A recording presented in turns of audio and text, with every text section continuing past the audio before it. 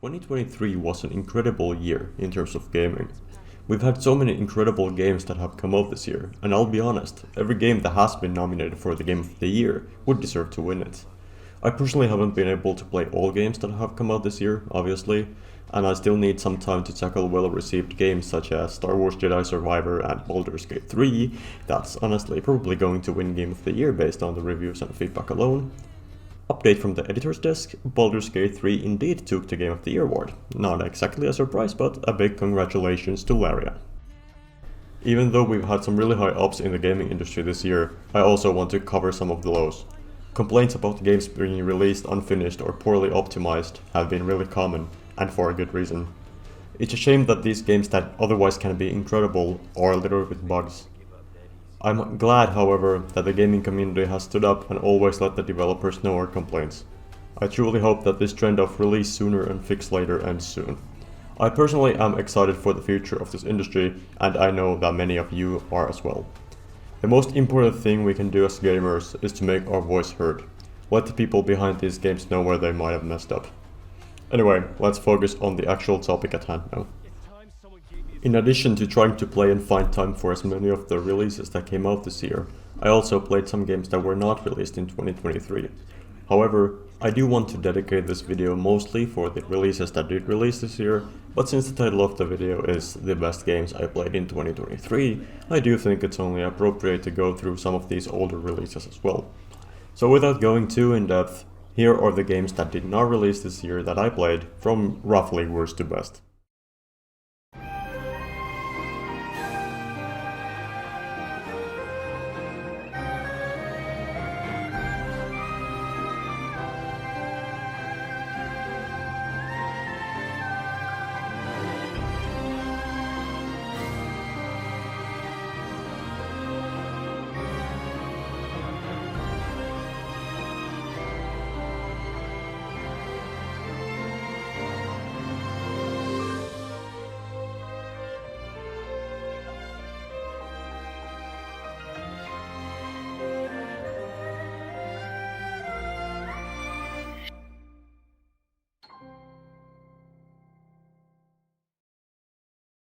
Out of these, especially the last 5 or so really stood out to me, and I truly consider some of these to be absolute masterpieces.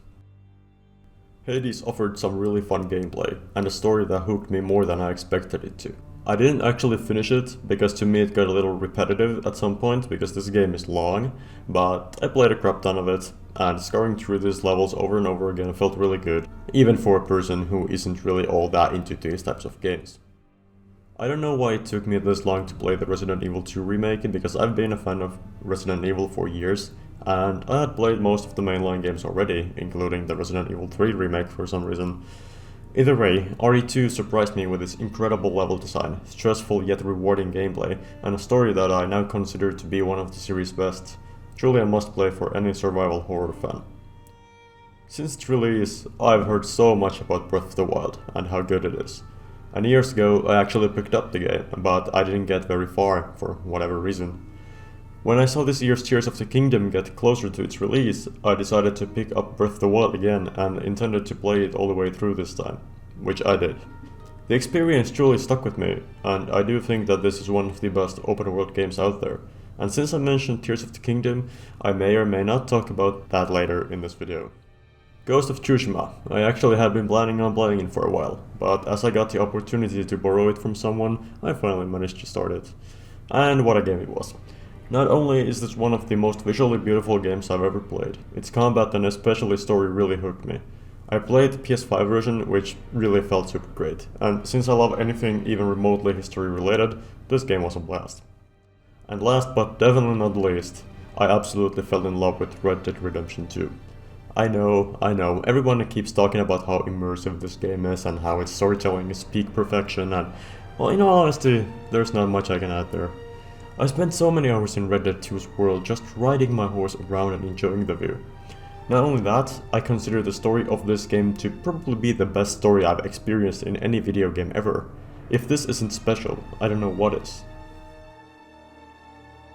Now that that is out of the way, we can finally move on to this year's releases. There's quite a few of them that I played, some definitely better than the others. I'm once again going in the order from worst to best, and while I don't consider any of these to be bad, I do have more complaints on some of them than I have for the others. So make yourself comfortable, grab some snacks, and join this journey with me as we go through every 2023 release I played. Well, I actually lied.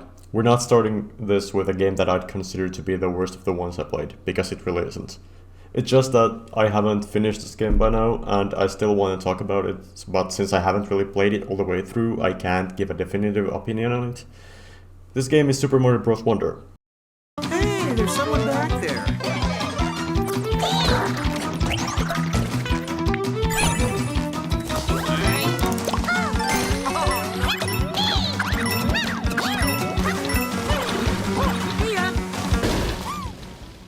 Now, it's not about this game not being fun, because this is definitely one of the most fun games I've played this year, but I still can't give any reason as to why I didn't finish this one, because I don't even know it myself. For some reason I just didn't pick this game up again after reaching the halfway point. Regardless, Mario Wonder is truly a wonderful game. It's really a nice spin on the 2D Mario formula that we've been enduring for so many years by now. Wonder adds so much to this formula, and I love it. The Wonder Flowers and badges and all that new stuff just really elevate this game from the previous ones, and it was truly a joy to play. Of course, I've seen some complaints on how Bowser is once again the main villain and has captured Princess Peach and all that, but the story has never been the focus of this game, so yeah, I don't really care. The controls are pretty much the same as in the previous 2D Mario games, but there's no need to fix what isn't broken, right? Mario Wonder is really a game I need to pick up again, and I believe that even from what I played, it deserves all the praise it has got. Cassie, I hope you get this message. I'm trapped here at the Pizzaplex, or what's left of it. I don't have time to go into how I got here, but you've got to help me out.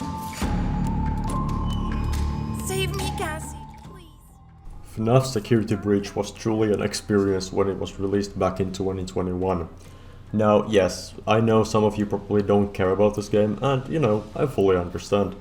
That's why this video has timestamps, so you can skip to whatever part you want. Anyway, back to the topic.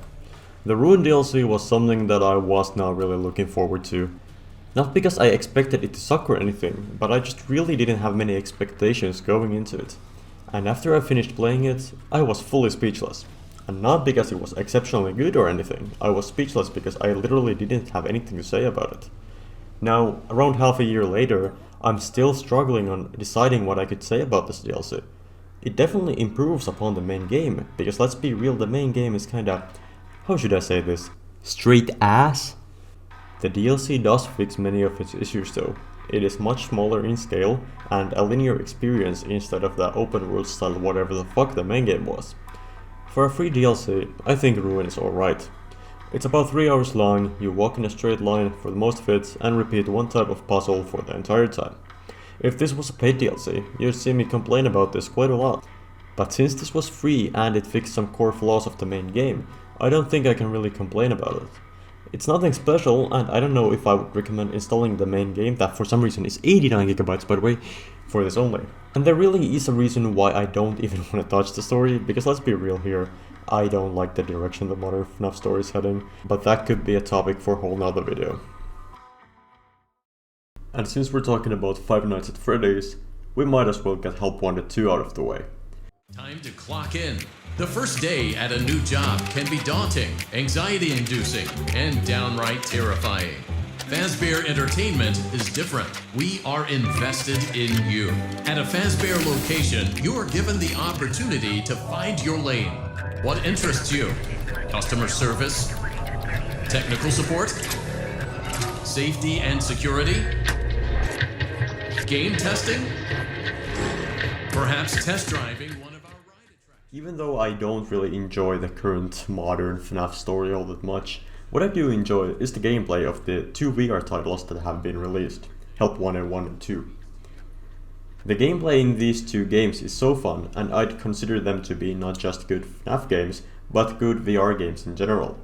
It's fun to relive some of the iconic moments of the older games through VR, and also experience some completely new scenarios. Health Wanted 2 doesn't really add a whole lot to the already good formula of the first game, but in my opinion at least, it really doesn't have to.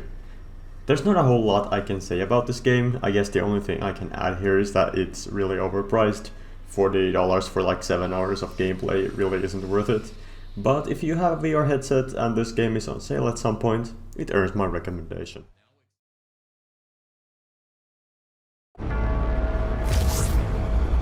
Hello, Jack. We need you again.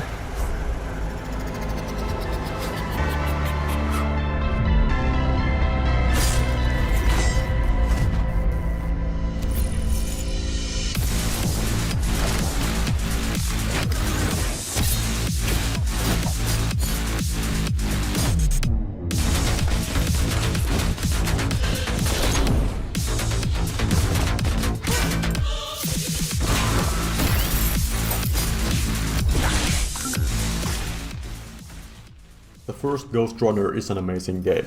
If you haven't played this 2020 hit already, you should totally do it. The feeling of being a cyborg ninja in this cyberpunk world is truly something special. That's why my expectations for Ghostrunner 2 were as high as they were. I got the game on day one and played it through in a pretty short time span. And when the credits finally rolled, I would lie if I said I wasn't a tiny bit disappointed.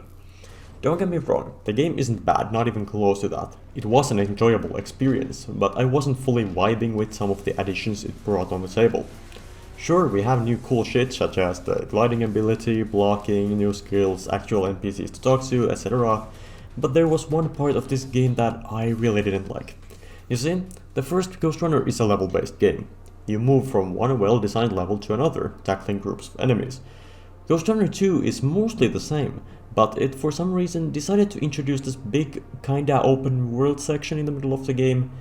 Not only is this part of the game painfully slow compared to the other parts, the open world is also empty, boring and extremely unoptimized.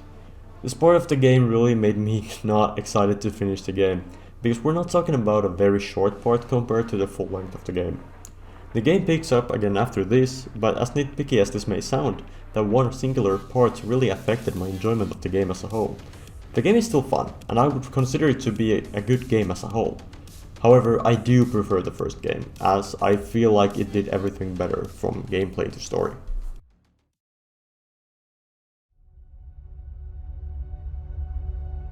Humanity has always hunted for knowledge in the unknown.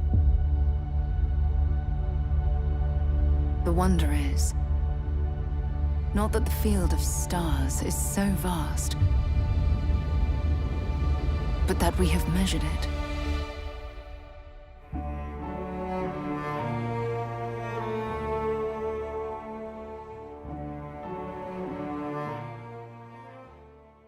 Oh boy, Starfield was one of the most hyped games of the year. Bethesda, known for their Fallout and Elder Scrolls games, would finally release a new IP, and it would be set in space. The promises that this game made prior to the release were pretty massive. Over 1,000 planets, immersive traveling in space, polished RPG elements and whatnot. Well, did Starfield deliver? This has been a topic that has been discussed on the internet a lot since the game was released, and in my opinion, it kinda delivered? I mean, Starfield is far from the best RPG game I've played. The game looks mostly beautiful, and I had fun just landing on random planets and seeing what they had to offer.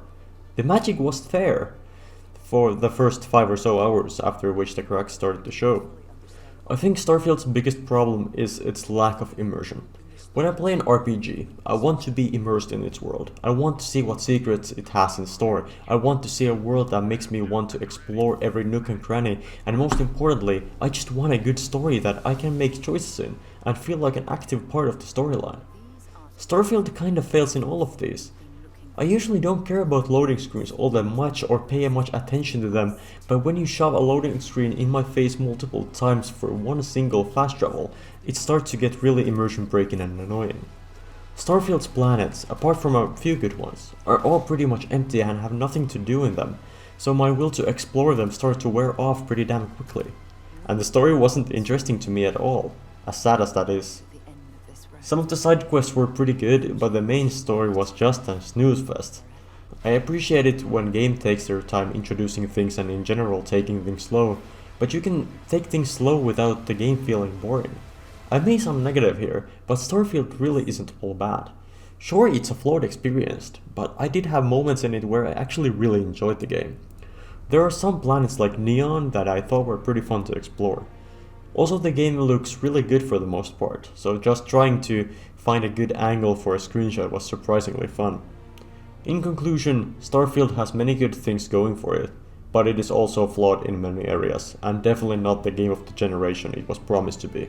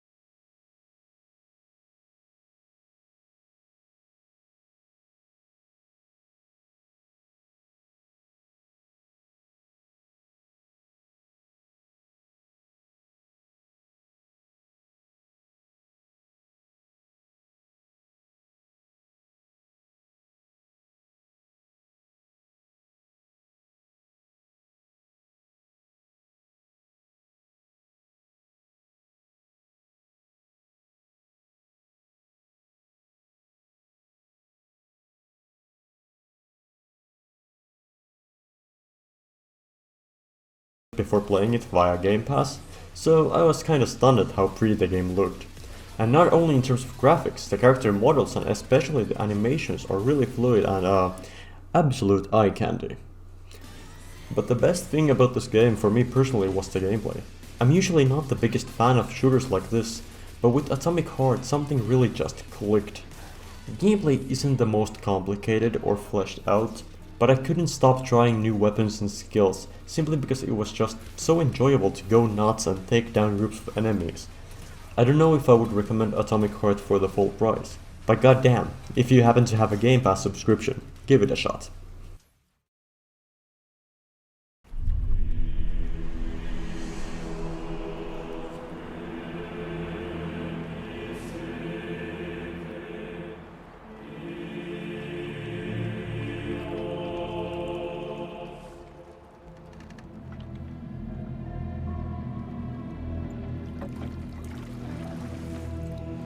You're certain you remember nothing of this place? Oh, nothing that would help us. Master thyself.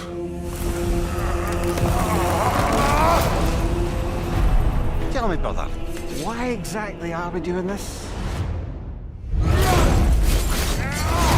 I must face this.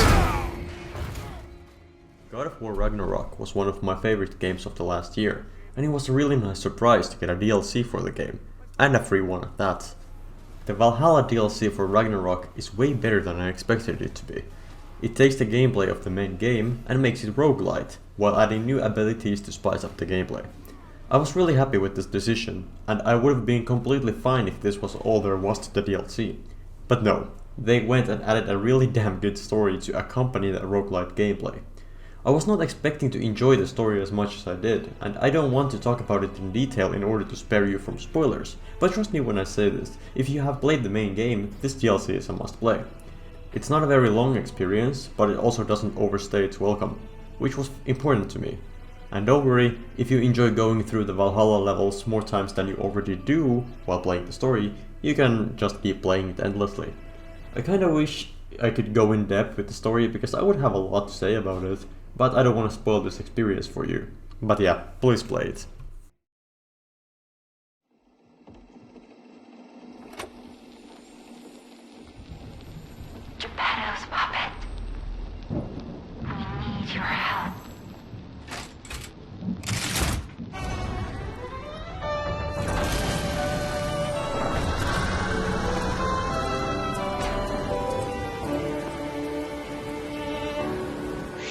rencontrer simplement. If you didn't know, I'm a huge fan of Souls-like games. And while From Software, the king of Souls games, is working on the Elden Ring DLC, please give us a trailer from Soft, I'm begging you, it's been 2 years. I had my eyes on a Souls-like game made by other studios, and on top of my expectation list for this year was Lies of P, a Bloodborne-inspired twisted take on the classic Pinocchio story, formed into a Souls-like game. I've been following this game ever since it received its first trailer, and I was super excited to play it. And I'm happy to tell you, I wasn't disappointed. Lies of P is one of the best non-From Software Souls-likes out there. It is absolutely beautiful, and everything about it just screams Bloodborne. The gameplay is like a mix of Bloodborne and Sekiro, but trust me when I say it, this is probably more difficult than any other Souls-like I've played. The timing for the parries is more unforgiving than in Sekiro, which makes parrying extremely difficult in this game. And it doesn't help that the enemy attack animations can sometimes be very delayed or otherwise oddly timed, because parrying is a tool that the player must learn to use in order to beat the game. Lies of P also does something that many other Souls-likes don't do for me personally, and that is make me invested in the story. I play these games for the gameplay, and for the From Software Souls games, I do want to dive into the story at least a little bit, but for these games it usually requires watching some Batividea story explain videos. For Lies of P, this wasn't necessary, and I was actually able to follow the story pretty well from start to finish in my own playthrough. Let's go back to talking about the difficulty though. You can tell me it's a skill issue, as it definitely is, but I thought this game was actually too difficult. That comes from a guy that has beaten all of the From Software Souls-likes multiple times and done level 1 runs and whatnot. I usually really enjoy difficulty, but during the latter half of Lies of P, I was more frustrated than anything, and I didn't really have fun at that point. But other than that, I think that Lies of P is a stellar experience, and I do recommend it to everyone who enjoys Souls-likes, even if the game may get a bit frustrating towards the end. I really cannot wait to see what the developers cook next, and I truly believe that NeoWiz is a studio to keep an eye on.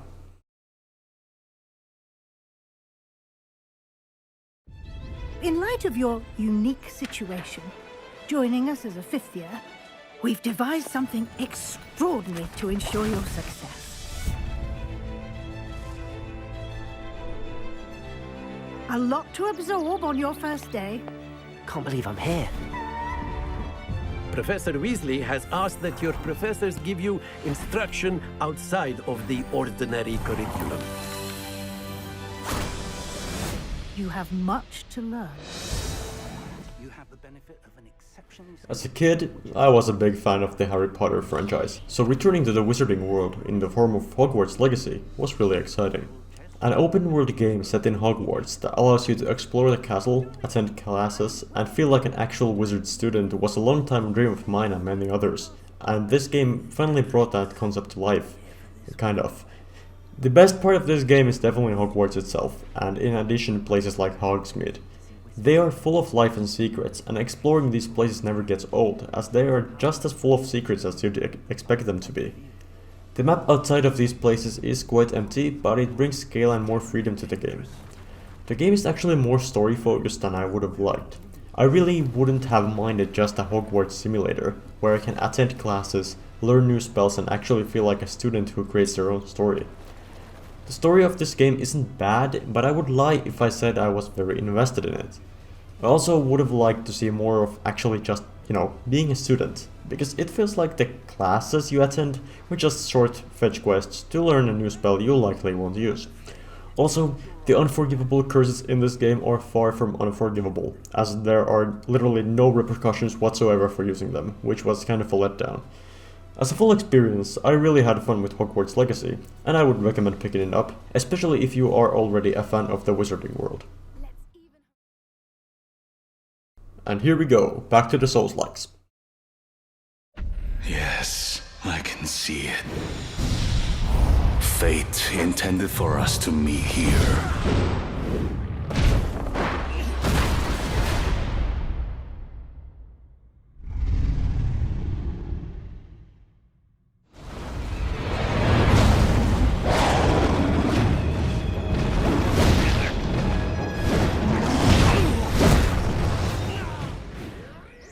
You see, Lies of P wasn't the only Souls-like I was hyped for this year. From the studio that brought us Nioh, we have Wolong Fallen Dynasty. I'm gonna be honest, I'm not sure if this game is better than Lies of P, but what I do know is that I had more fun with this game. The difficulty is pretty well balanced for the entirety of the game, and I really had fun with the gameplay that once again is kinda similar to Sekiro with its deflecting mechanics. Lies of P does win with its story though, as I wasn't able to follow the story of Wolong at all, which apparently takes place in Chinese mythology that I had no prior knowledge of. But as I already said, I don't play these games for their story. Even though I mentioned that this game was from the developers of Nioh, I have never actually played Nioh or its sequel myself. Yes, I know, I will play them as soon as I can, I promise. But Wolong still caught my eye upon release. I don't really know what else I could say about this game, it's just overall damn solid Souls-like, so if you enjoy these types of games, go give it a shot. Like Souls-likes, survival horror is also a genre close to my heart, and when survival horror is done well, it's really fucking good. One of this year's highlights in terms of survival horror was a remake of a classic, and that game is Resident Evil wait, hold on. I don't have my notes ready for that one yet. I guess we gotta go talk about something else before that. Let's see, survival horror. Oh, here we go, Dead Space. Brace yourselves! It's gonna smash us into the hull! I think it's me. It's all falling apart here. Hey, Isaac. Coming? Where is everybody?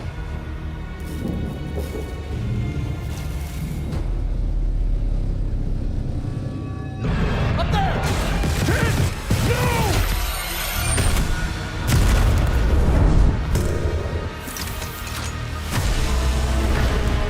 This transformation. I love Dead Space. I haven't played the original because I was waiting for this to drop, and then I was waiting for it to release on Game Pass, but here we are. I finally played through the entire thing, and goddamn, it is great. The Dead Space remake is up there with the best Resident Evil games in my opinion. Not only is the atmosphere of USG Ishimura actually damn scary and unpredictable, the game just looks graphically absolutely beautiful. Like, take a look at some of these shots. If this isn't a graphical marvel, I don't know what is. The story of this game was alright, not a highlight, but I was legitimately pretty invested in Isaac and the others' escape attempt from a ship fully inhabited by aliens. What definitely was a highlight, in addition to the incredible atmosphere, was the gameplay. You're, at least in the first half of the game, always low on resources and fearing for your life as the game keeps throwing enemies at you. If I were to be nitpicky, towards the end of the game you really just start fighting armies of enemies and you're given a crap ton of resources, so the fear factor of being low on ammo and healing is kinda removed. And the Reaper Blade weapon is just kinda broken, like you can take out so many enemies at once with this thing, and the game just keeps throwing ammo for this weapon at you, so you're gonna be pretty damn stuck with these blades. But yeah, other than that, Dead Space is absolutely a stellar experience that I would recommend to anyone who likes survival horror games. Here's another game that I was very excited for since it was first announced.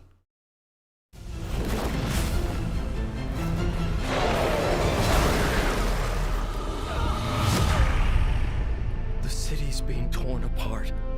I don't know if I'm strong enough to save it.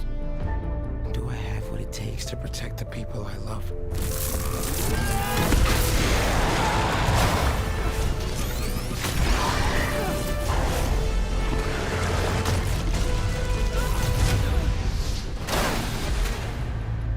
You never gave up. Never back down. Neither will I. This is my power. Spider-Man 2, a sequel to 2018 Spider-Man and its half-sequel Miles Morales. I liked the first two games a lot, and my expectations for Spider-Man 2 were pretty high. And I'm happy to say that my expectations were met. Spider-Man 2 is a genuinely great, polished experience that tells a story that I really enjoyed, and it also had some really good gameplay. Sure, it is quite a safe sequel, and the gameplay mostly feels the same as in the previous two games, which was a complaint to some, but while I would have liked to see a little more additions, I also kinda think that what isn't broken shouldn't be fixed. Because let's be real, the first game already perfected the traversal, and while the sequels add on to it, it's mostly still the same, and it's absolutely amazing. These are some of the only games where I never want to use the fast travel options, simply because swinging through New York City is so goddamn fun. I and many others think that these games are able to create Spider-Man stories better than most of the movies, and Spider-Man 2 isn't an exception. Sure, it can be a little messy at times with a lot going on, but I didn't really have any issues following it. Yeah, some of the plot twists are pretty predictable, but I still had a lot of fun just seeing how the story would play out, even if I guessed some of it. The first game's story is a bit better in my opinion, but this game isn't far behind. The combat was improved a little bit. For example, they changed how you use gadgets, and while these gadgets can still feel a bit odd, I think the change was for the better. If you have a PS5, Spider-Man 2 is a must-buy if you want a game built for this console. It takes advantage of the console's gimmicks and strengths, so it really was a fresh experience.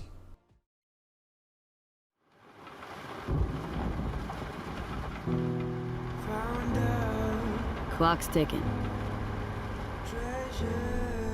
Relic will finish me sooner rather than later. Think this is it, kiddo. I made so many mistakes. Johnny! Did terrible things. You claim to be an agent now. So act like it.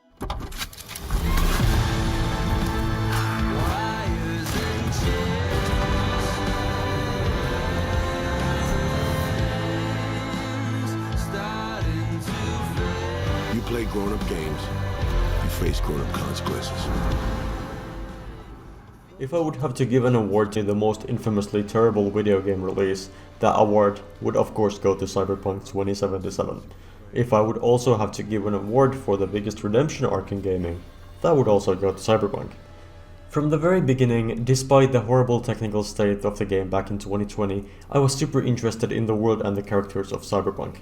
When I first played this game after update 1.5 was released, despite the gaming community's opinion on the game still being mostly negative, I fell in love with it.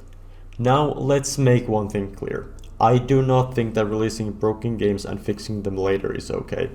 I do fully think that the game should work right away. After all, we are the ones that spend our money on these products, so I think we should also get a functioning game on day one. So giving backlash to CD Projekt Red for the launch of Cyberpunk is completely justified. What I don't think is justified, however, is to completely shit on the game forever because of its launch.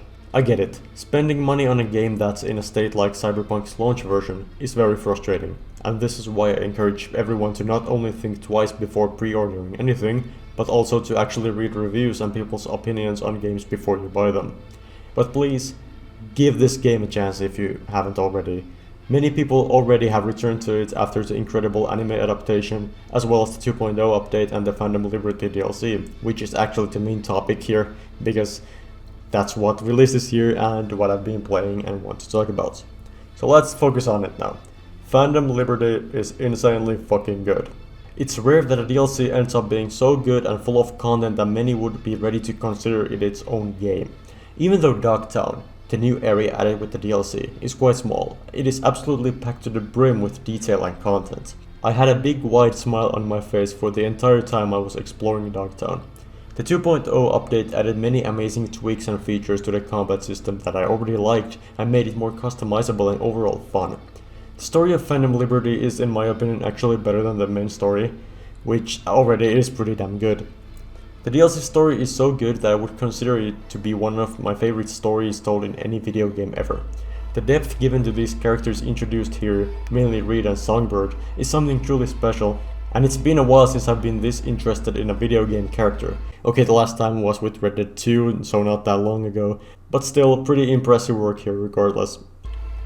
I could make a whole video dedicated to this singular DLC, but in conclusion, I highly recommend this. And if you have yet to play Cyberpunk, this DLC is a must-play to experience everything this game has to offer. I kinda baited you a little bit earlier, but now it's really the time to talk about the GOAT, Resident Evil 4 Remake.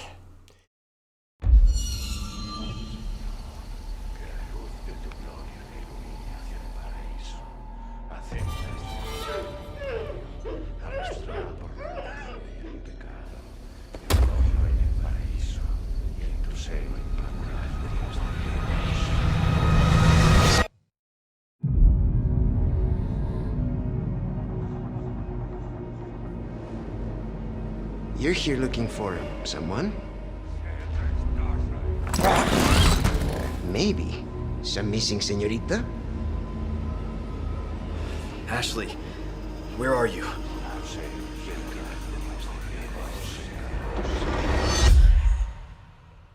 Your soul requires cleansing. Ashley Graham, are you in here? Just let me go. Listen. Now, like with Dead Space, I hadn't played the original RE4 and I went into the remake without knowing anything about the game. And I'm glad I did, because it was a really fun experience. No wonder RE4 is considered to be one of the best Resident Evil games out there. This game is like a mix of that survival horror style gameplay of Resident Evil 2 and that high octane action of RE Village. I think this type of gameplay works perfectly. It's really fun to take down groups of enemies while having to carefully balance out your use of resources. While I still prefer the RE2 style of actual survival horror where you want to avoid combat, I would lie if I said I didn't have fun going absolutely nuts and massacring an entire village of parasite-possessed villagers screaming at me in Spanish. Not only that, the story of the game, while clearly not made to be taken seriously at all times, is actually really interesting. The character writing with characters like Louis was surprising, and it created an actual attachment to these characters. From what I've heard, the remake took a more serious route with its storytelling than the original, and at least I don't have a problem with that. The gameplay in the RE4 remake is simply the best in any Resident Evil game to date. The movement is super fluid and responsive for an RE title, the gunplay is varying with many different gun types you have in your arsenal, and the fucking knife parries that absolutely no one knew they needed until they were added to this game are absolutely an amazing addition that makes not only your initial playthrough super fun, but also adds to repeat playthroughs when you learn to master the skill. The best combat in the series is also combined with the best bosses in the series, easily the best bosses. I don't want to give out any spoilers in this video, but the second to last boss fight in this game is so fun that I died to him intentionally only to keep playing it. This game is a must play for everyone, regardless of if you're a fan of horror games or not. As a Finnish man, I've always had respect for Remedy and their games, but for whatever reason, I never was able to get into their work. You see, Remedy's games are very unique, and I can't think of any other studio that makes games quite like they do. I really tried to play their games from Quantum Break to the first Alan Wake to Control, but I never finished any of them, and I don't really know why. I guess something about the gameplay just didn't do it for me in these games. But then, I played Alan Wake 2. The killer left the heart next to the body. This wasn't some random act of violence. This was a ritual. A page of text, written with a typewriter. Someone's been watching us. How do you run from an idea? From a story that lives in your head? I need to escape this nightmare. Wake says the story will change reality around us.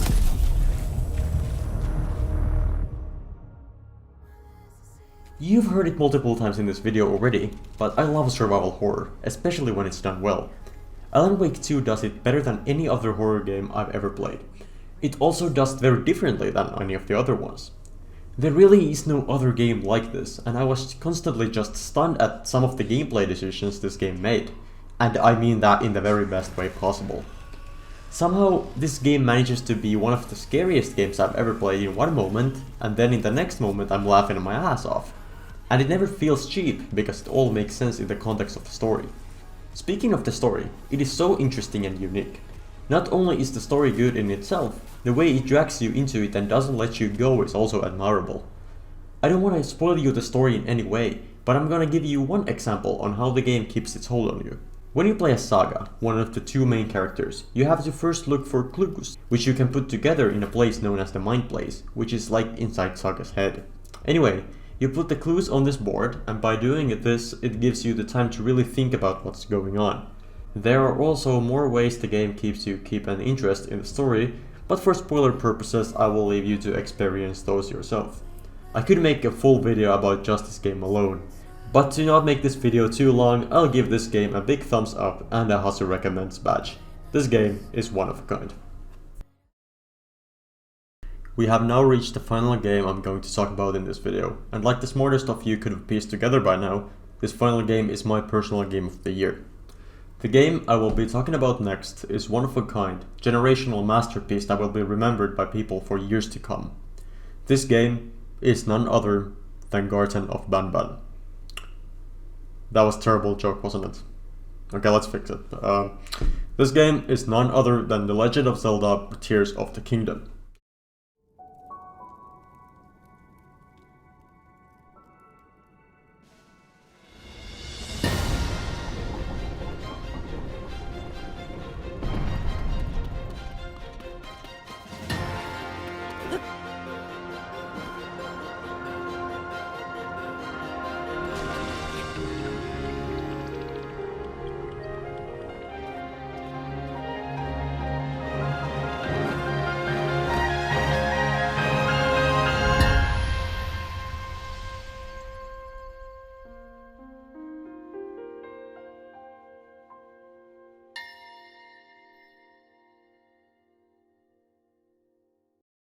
This game is basically Breath of the Wild, but a crap ton better. It adds so much to the already incredible world and gameplay formula. I absolutely love playing games that allow me to explore freely, spend my time doing whatever the hell I want instead of shoving quest markers to my face and telling me to go here and go there and to do this and that. I think no game does this kind of free open world gameplay better than Tears of the Kingdom. Okay, maybe Elden Ring does it better, but that game didn't release this year and I wanted that previous statement to sound cool, so I'm sorry Elden Ring, my beloved. But yeah, Tears of the Kingdom adds 2 new layers to the world of Hyrule. Now you can also explore these Sky Islands, as well as this new area called the Depths. I kinda wish that they did a bit more with the islands, but they are cool for what they are. The Depths is basically just a gauntlet of difficult enemies and good loot, which makes it a very high risk and high reward type of challenge. The combat is pretty much the same as it was in Breath of the Wild, and I wish they maybe changed it a little bit, but it could be worse. What the game truly shines is, like I said, in the freedom it offers. Not only can you go wherever you want, you can also now build contraptions and vehicles, which just allows you to go absolutely wild with your imagination. I'm really surprised at how much Nintendo was able to add here to make this game feel different from its predecessor, and the amount of freedom it allows is truly stunning. Of course the Switch's ancient hardware is holding this game back, and I really hope that whenever Nintendo decides to release a new console, there will be an updated version of this game on it. But yeah, in conclusion, Tears of the Kingdom is my personal game of the year. So yeah, that's about it. What did you all play this year? Which game was your game of the year? I love to read your comments, so please tell me about your journeys in video game worlds this year. Thank you for watching, and I'll see you in the next video.